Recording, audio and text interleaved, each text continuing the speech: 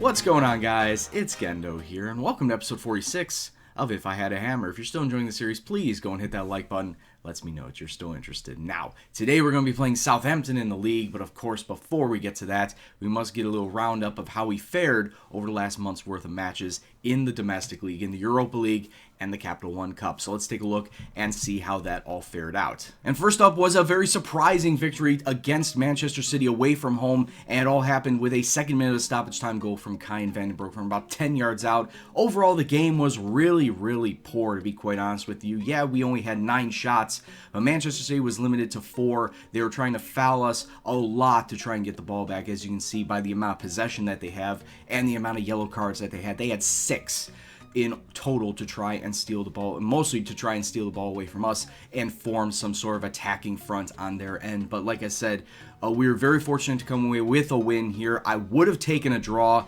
even if it would have been a boring 0-0, but Kai van den Broek putting the kibosh on that and getting us all 3 points. We then followed it up with a commanding and dominant victory over Newcastle in the Capital One Cup, but it didn't start off on the right foot.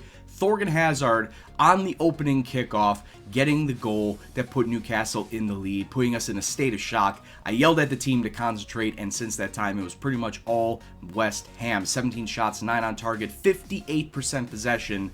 And as you can see, Wukas and Mesut scoring 2 goals within 3 minutes of each other in the first half to get us back in the lead, and then Ozil putting the capper on the score in the 69th minute. So that sees us through to the quarterfinals, where, unfortunately, we're going to be taking on Manchester United. Back in the league and back to being dominant against lowly Brentford as we came and smashed them by the score of 3-0. Driussi, with a brace on the day, unfortunately got himself injured. He'd see himself out for the next couple of weeks. Carolinetti adding to the tally in the 76th minute, where we just pretty much had an overall dominant performance, an overall good day. Rotated the squad out a little bit just to get people some fitness, but it didn't matter. Brentford really were lacking in pace, in talent to keep our side down, and that's why we got all 3 points today. In the rematch versus Besiktas, they pretty much played in the same exact style as they did at home, but fortunately we were able to keep a clean sheet this time, defeating them by the score of 2-0. Mesut Ozil, Kai van den Broek, the 2 attacking mids, getting the goals on the day as we limited Besiktas to only 7 shots. We did have a little bit better possession, but at the same time, we were really nervy along the back line, especially in the second half, as that's when Besiktas really put the pressure on. But like I said, on the day, doing fairly well, and we got 3 points to help us move into first place in the group. So after those results, here's how we stand in all competitions. As you can see in the league, we pushed up into 4th place with those 2 wins, 20 points through 10 matches. Liverpool, Tottenham, Chelsea sitting above us at this moment in time. I really like that we're in the top 4 spots this early in the season. Now we just need to keep this form up if we want to stay in Champions League placement. As you can see in the Europa League, I just mentioned that win versus Besiktas pushing us up into the top of the table. Dynamo Moscow behind us, Besiktas in 3rd, Zurich looking very lowly and most likely will not be advancing to the knockout round. It's pretty much 3 teams between the 3 teams at the top, and all we need to do is get a win versus Dynamo Moscow or Zurich, and we will see us through to the next round of the Europa League. And as you can see, Capital One Cup, we're taking on Manchester United at Old Trafford. That's going to be a barn burner, I'm sure.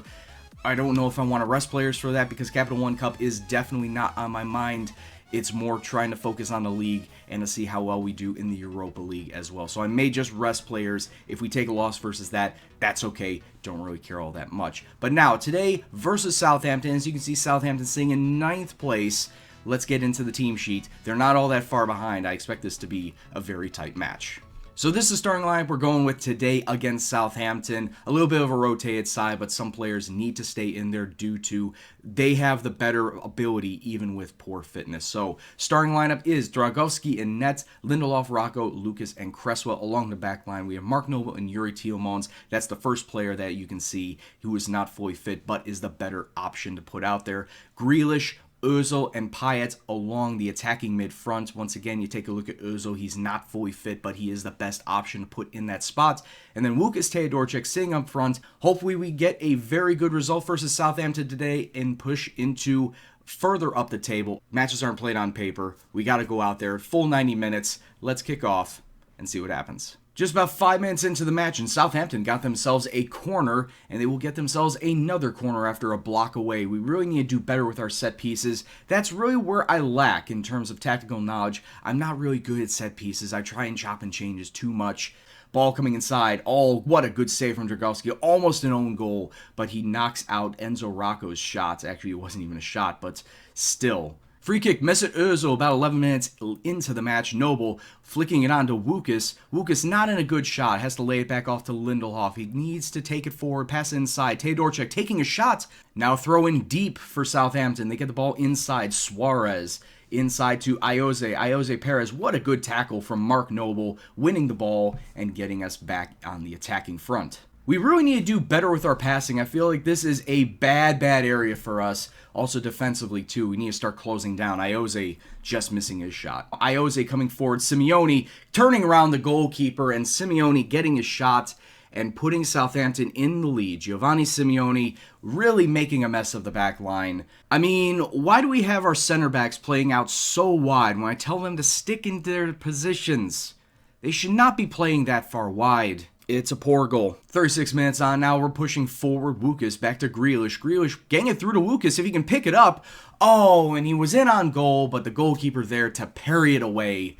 All right, halftime has come. It's still 1-0 Southampton, and I can honestly say I can pick out 3 players that are giving us real problems, and it is due to fitness. Lucas has been run ragged. He was the one in that opening goal that could not catch Simeone, so he's going to be subbed out for Callum Chambers. Mesut Ozil and Yuri Tielemans also in poor fitness, but at this point in time, Tielemans is not the better producer, so he's going to have to come out himself, and John Suter is going to take over that role. Going to leave Mesut out there for now, and he will more than likely be the third sub off for Kyan Van den Broek, but I'm going to hold off on him for now. So, second 45, let's get back out there, and let's see if we can grab ourselves a goal and at least get a result in this match. Grealish, inside to Noble. What a bad pass, to be quite honest with you. We really need to start doing well with our possession. Enzo Rocco already on a yellow card. Really needed to make that tackle. What a good save from Dragowski. The defensive line was really opened up there. And now long ball over the top. We can hit him on the counter here. What?